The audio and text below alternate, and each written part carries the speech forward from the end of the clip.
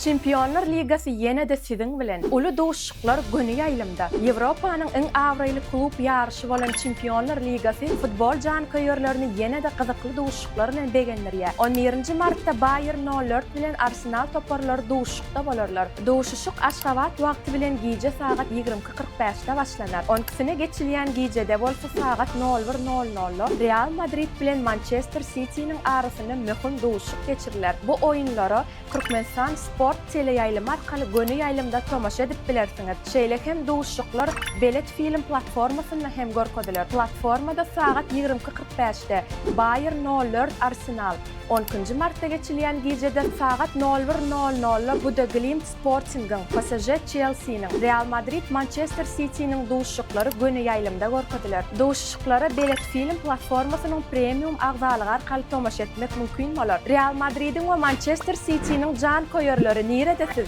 Barlygyny tesirlerde belläň.